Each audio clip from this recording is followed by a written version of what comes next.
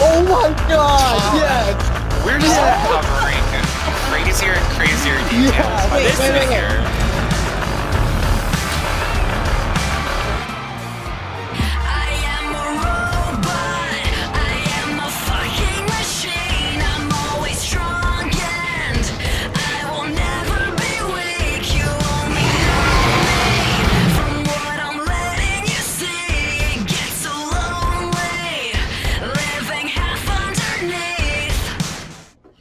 Good evening, class.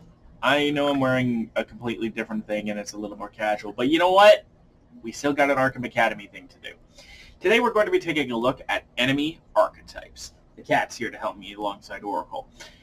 Enemy archetypes are going to be very important. Apparently he just doesn't like being pointed out for one reason or another. Gotta fix that too. Enemies are important whenever you fight, naturally. It's important to know what they're capable of in order to know how to beat them. So in this particular episode, we're going to be taking a look at all the enemy archetypes that are in the challenge modes for Arkham Knight, excluding the vehicular combat things, because fuck the vehicular combat sections of Arkham Knight. So this is going to be for combat and predator challenges against human opponents. But don't let that fool you. These guys can get brutal in a hurry, so let's get started. First up, you need to know the standard types of enemies. Now, these guys might seem like pushovers, but obviously every enemy type stems from the standard, so we have to start with them. Now, most enemies that are standard are actually unarmed, which means that they'll only be able to throw punches and kicks that can be countered in standard fashions, and some characters can even do a throw counter. Now, this is one of those things that I actually neglected to mention in the last episode, but somebody who could throw counter is able to time their counter to basically perform a critical counter to clear some space and throw enemies around. Not too many characters are capable of doing this. I believe only Batman and Batgirl can do this, but Oracle will definitely correct me if I am wrong. And some characters can actually weaponize, but we'll talk about that momentarily. Like I said, standard enemies are the standard for a reason. They are the building blocks, because every enemy who is standard can weaponize. And we're going to start with the most annoying example right here. The guys with the shield. I'm using the Arkham Knight picture mode to get a better look. So, these shields are very annoying, not necessarily because of their primary purpose, but because of a secondary thing that they are capable of doing. I just need to find the zoom. There it is. So, shields are predominantly used in order to defend from attacks.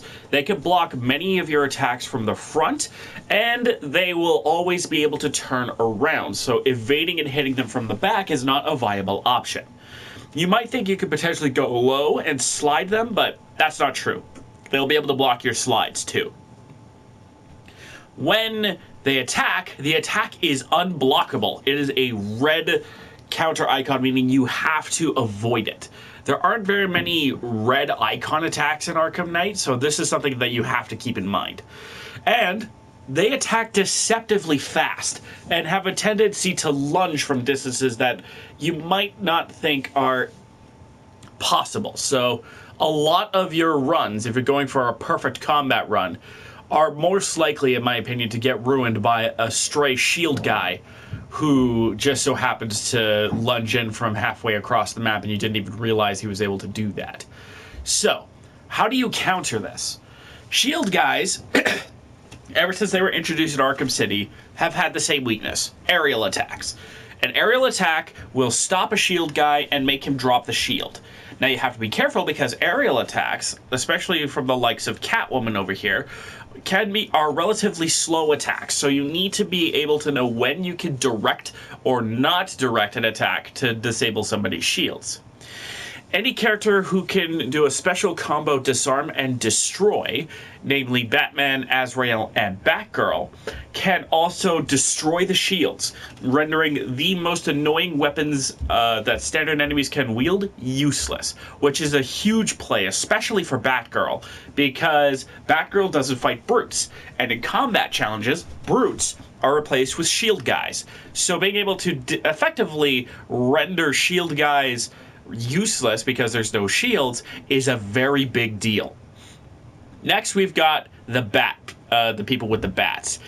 These are relatively common, and some of the harder challenges don't even have them because they are so relatively basic. They have a slower attack, but when it hits you, it does more damage and it stuns you for longer and even blurs your vision for a short while.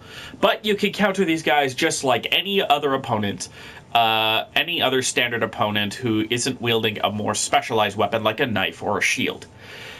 Certain characters, namely Batman, Azrael, Robin, and Nightwing, can actually steal these bats and temporarily use them as a massive damage buff and as an unblockable attack, meaning that you can hit right through shields with these bats.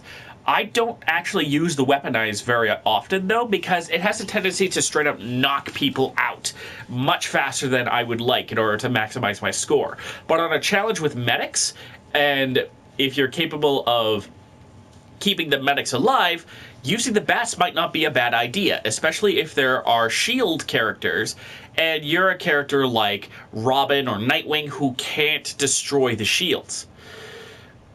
Electrifying shield people, by the way, is possible, and it does leave them open for a single standard attack, but they cannot be crit afterwards.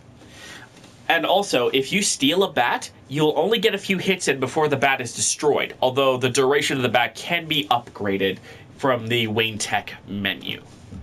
These bats can also be destroyed, but honestly, I wouldn't bother using the disarm and destroy on these guys. Just use a standard counter and you should be fine most of the time. And then, my favorite, the knife guys. These guys will come at you with a knife, and you have to dodge their blade attacks using the blade dodge mechanic. These which has been around since Arkham City. If you have the blade dodge takedown upgrade, timing your blade dodges will allow you to actually take these guys out instantly and garner one of the largest point multipliers in the game, namely a ×100 multiplier for your combo. So, alongside the guys with the bats with the batons, don't use disarm and destroy if your character has it on these guys. Because these guys, if you master the timing of the blade dodge takedown, they're just easy big time points, especially later on in the combo. Knowing all of this, we're going to complete this round with Catwoman so that you can see examples of how to beat them. You can disarm most enemies if you hit them with a slide. That was an example of what I was just talking about. With the shield guys being deceptively sneaky. Now, attacks that are unblockable work pretty well against the shield guys, but the shield guys also have particularly high priority. So I would just keep an eye out for any shields, and if you're having trouble with the shield guys like me, just play somebody who here we go. Blade dodge takedown. Just keep an eye on the shield guys predominantly, and you should be okay.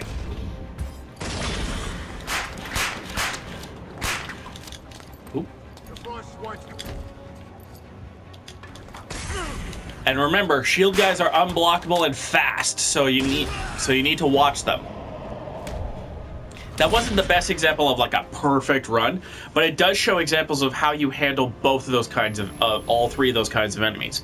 Blade dodge takedowns, the fact that shield guys can be very annoying, the fact that people with bats are actually neutering themselves by picking the bats most of the time. And now we come to our final enemy type for this round. Excuse me while I readjust the brightness. The stun baton guys, the original unblockable bad guys. These guys wield a stun baton, and hitting them from the front will damage you and shock the hell out of you, distorting your vision for a short period of time. But you can always hit them from the back by evading over them and then striking them from the back. Don't slide into these guys either, because slide is basically a strike, and that will cause them to shock you. Long-range attacks like your signature long-range weapon or whips or grapnels will also work particularly well. And a particularly effective gadget is the remote electric charge, which is shared among a few characters in this game. This allows, when hit with the remote electric charge, these guys will literally be sent flying and drop the stun baton, allowing you to go in for a critical beatdown or a ground takedown if you happen to be close enough. If you have a fully charged remote electric charge or use Nightwing's special combo Super Shock, you can actually cause these guys to swing wildly, and if they hit other enemies with that stun baton, they get knocked down after a short while. And it's unblockable, meaning, for instance, in the right scenario, I could actually cause this stun baton fellow to hit this shield guy and have him drop, which is a very useful thing to keep in mind. If you don't like the stun batons, you can destroy them with the disarm and destroy, but I actually don't worry about them all that much personally. And one final note, their attacks are uncounterable like the shield guys, but they are much slower. They do have an annoying tendency to lunge in as well, though, so just pay attention. If you see a stun baton guy go to make that move, just evade over him or go for a quick projectile, and you should be fine. Like that. Or if you could trip up enemies, that works really well, too. I forgot about that charge attack there, too. So, when you use the charge attack, when enemies use the charge attack, they are left in a vulnerable position, because while that charge is actually unblockable, you can straight up evade over them and send them flying into other enemies or just knock them down. This can even knock out weakened enemies as well. Also, alternatively, if you have a quick projectile like a Batarang or a Bola on hand, this will instantly knock them out. However, I would not recommend doing this unless you're Batman or Azrael and you have a medic on hand, because the multiplier boost that you get for Bataranging a charger only applies to those two characters. Otherwise, it's just a standard ×10 knockdown, which never feels good to knock somebody out with an otherwise weak multiplier. So, most of the time, I will actually jump over the opponent and pull them into a beatdown or into a ground takedown if I can afford it. So that's one thing unarmed enemies can do that no other enemy type can do. And if you don't deal with them, you will get hit, because charge guys seem to have a funny amount of invulnerability to certain things. Instant takedowns, projectiles, and evades will work on them, but even a strike that theoretically should have clocked them doesn't work. And obviously you can't counter a charge for one reason or another. So be mindful of that when you see an enemy running at you headlong. One thing to note, though, is that with the stun baton guys, their instant takedowns tend to be the slowest just because of animation. And that's another really annoying thing about the shield guys too, is that you could aim for somebody and a shield guy could be nearby and you hit the shield guy instead, because the tracking in this game is not perfect.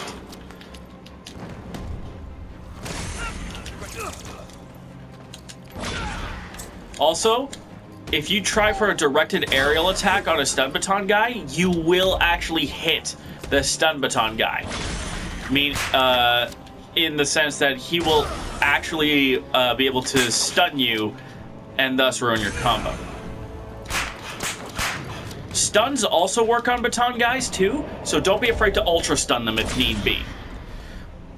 That concludes most of the standard enemy archetypes, but we're going to have to move on to some really dangerous opponents coming up. It's the kinds of guys that you do not want to see in a dark alley. Next up are the Brutes. These are the big guys. But in this particular case, we actually have an elite Brute here. Most of the time when you run into a Brute in a combat challenge, it's going to be somebody who has a single weapon or is just unarmed. An unarmed Brute you can technically counter, but it's more stopping their big winding up attack that can stagger you for a while. These guys hit hard, and in the harder challenges, Brutes can hit deceptively fast, so you need to be careful about them. Brutes will always block your attacks unless you stun them, either with an aerial attack, directed or otherwise, or just a normal stun. When you stun a Brute, it puts them in a beatdown state that lasts longer than usual and has a tendency to stop most types of attacks, except for anybody with a gun, which is something that we haven't run into yet, but sometimes you can run into opponents in these combat scenarios with a gun. I don't know if we're going to run into one on this one, so I'll just very quickly point out, guns are obviously unblockable, and the camera will do its best to try and highlight anybody that has a weapon, but sometimes it doesn't work, so just keep an eye out for any red lightning bolts just anywhere on the screen, and then make them your priority target. They can be knocked down with a long-ranged weapon, stunned with an REC, they can't block. Gun guys are terrifying, but they have enough wind-up that you generally can deal with them, especially if you have a way to destroy the gun, or otherwise render it useless. These Brutes, however, these elite Brutes, are capable of switching their weapons. So, Militia Brutes are unique in that they're able to have these shields that act mostly like the shields that you would see on normal shield guys, but with slightly less range. You have to use an unarmed aerial attack, or a directed aerial attack, or a normal aerial attack to basically render the shield temporarily disabled and thus be able to beat him down.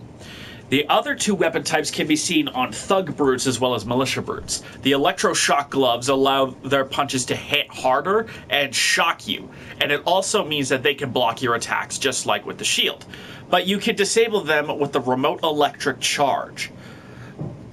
And Blade Brutes, or as I like to call them, Baraka Brutes, because the blades come out of gauntlets on their arms, are kind of like blade takedown enemies, wherein you can treat them with a normal blade dodge, or if you time with their 4 swipes, you can actually land an instant takedown. It's considered an instant takedown, like a special combo instant takedown, so it's times 50.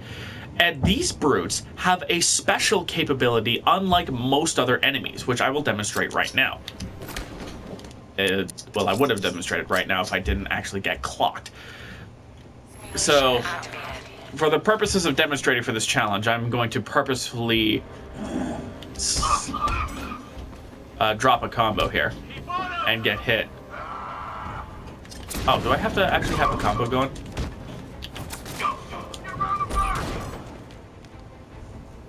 There we go. So I actually had to have a combo going. So this is just for the purposes of me actually getting to the guy. Don't do what I just did there. If you want to, I mean, that kind of goes without saying, but wow. Evade right over them too. So if I go for an instant takedown, oh, there is a gun guy over there. Cool. But notice I did an instant takedown, and he's glowing, but he isn't actually taken out. Brutes most of the time, not all the time, but most of the time, can actually take a single instant takedown, and will generally take much longer to beat down than normal, upwards of 30 to 40 hits. So you need to be ready for that. Also, or however, there is a way that I am immediately aware of that you can instantly take them out, regardless. And that's with a boosted Bat Claw takedown, which only Azrael, Batman, and Nightwing are able to do against Brutes because, naturally, they aren't a thing for Batgirl. I'm going to try and coax him to switch. There we go. So, there's Gun Guy. I didn't realize that somebody would actually come in here with a gun. There he is, looking angry as ever. He will always try and reload unless you're at really close range, and then he'll start shooting. And if he shoots you, it ends your combo, and it does the kind of damage that you would expect. So treat him with high priority. And don't forget to hit him with an REC if you have one, because it actually makes the enemies cower. I'm waiting to see if this guy will actually switch weapons. Might not be the case. Might not be the case unless I can actually get him to... There we go. Okay, so he's not going to switch for me, so he's just a normal brute.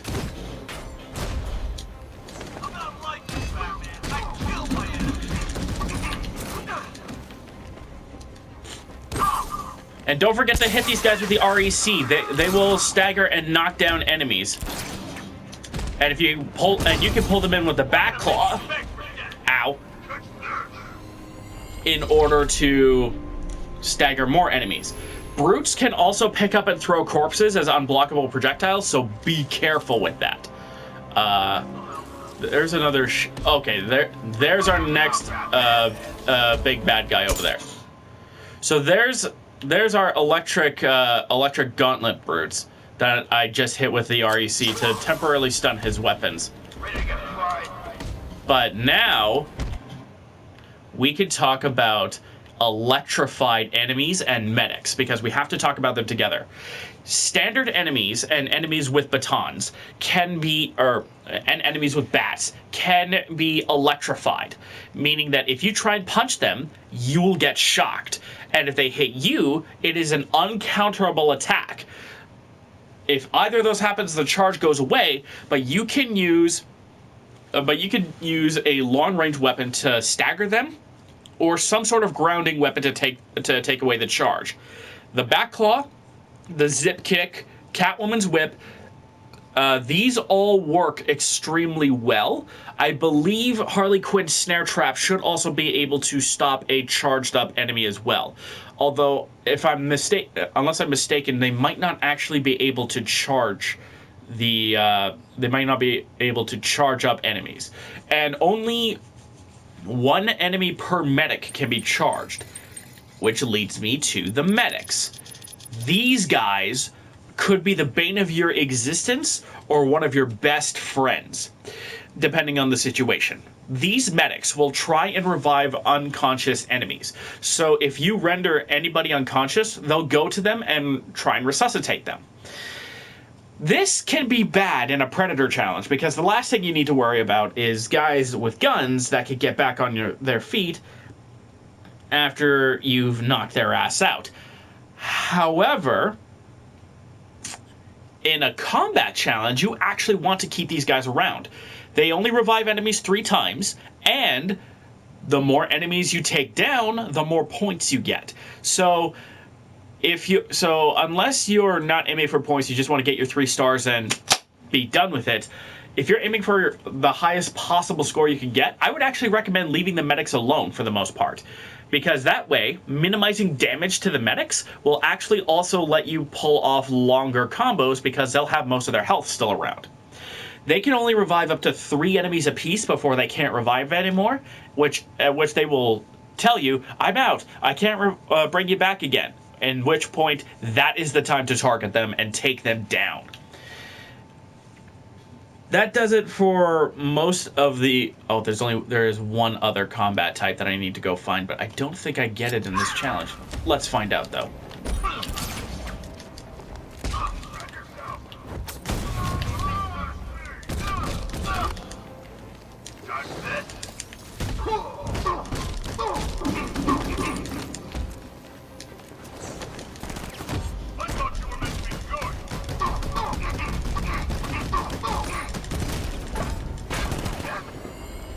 There we go.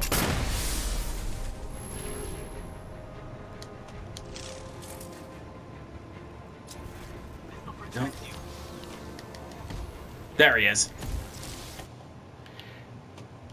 The final enemy type is the Combat Specialist. These are effectively the sword enemies from Arkham City. They'll come at you with a sword, and they can be pretty dangerous if you're not careful. However, unlike the ninja assassins from Arkham City, they have a unique trick. They can bounce off of walls or other enemies to come crashing down in an aerial attack. This can be generally tracked down, and these attacks can be countered, but you need to wait for them to jump off of an enemy beforehand. So there's actually an opportunity for you to knock them off their perch, and thus not have to worry about them. These guys also get up fast, so you won't be using a ground takedown on these guys. You can use the blade dodge takedown on these guys, but on some of the harder challenges, honestly, they move way too fast for me to be able to do that. So this is one of those times where it will make sense for you to actually just do a normal blade dodge takedown, see how fast they swing first, and then judge, okay, can I actually do a blade dodge takedown this round, or am I not able to? That does it for the combat enemies. Now we got to take care of some Predator-specific prey. That blue guy over there, he is an optic deflection armor-wearing thug. These aren't particularly common in many of the combat challenges, but this guy is going to be the bane of your existence if you like to use detective mode in order to track down enemies, which is to probably say most of you. Because, unlike other enemies that will show up in detective mode, like that guy, notice that he doesn't even have a skeleton on him. That means detective mode doesn't see them through walls, which means that these guys are a big threat. But as soon as you take them out, they will still show up. And one of your key clues is also actually being able to hear them speak. So detective mode will at least give you a hint as to where they are, but you can pretty easily lose them in detective mode. So there we go. So those two guys in the optic deflection armor even kind of match the background of most of the detective modes, meaning that they actually camouflage in your primary mode of taking guys out.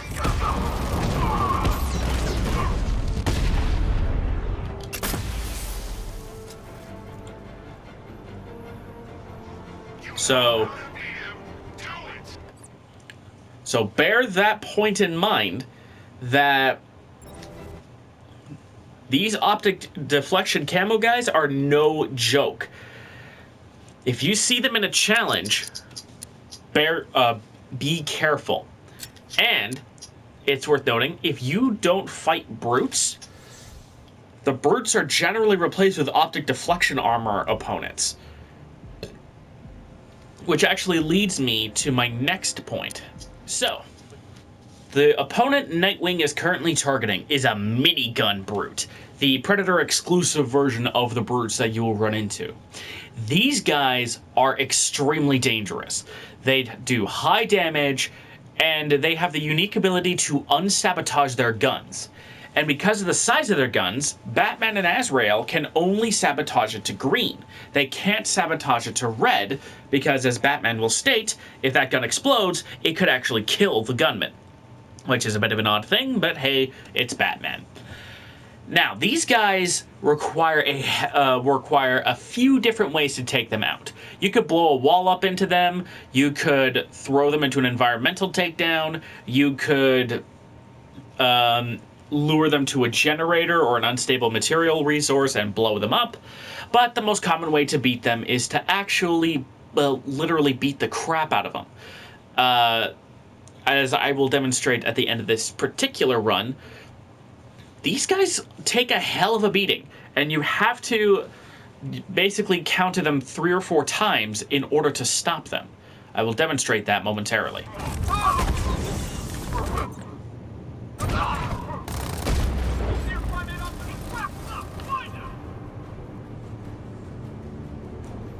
That's another thing too. You can't take out brute guys through the fear takedowns, but you can distract them, allowing you to actually escape.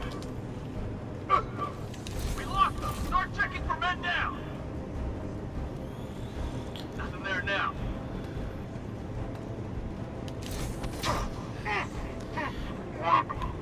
Also, they're very good at jumping.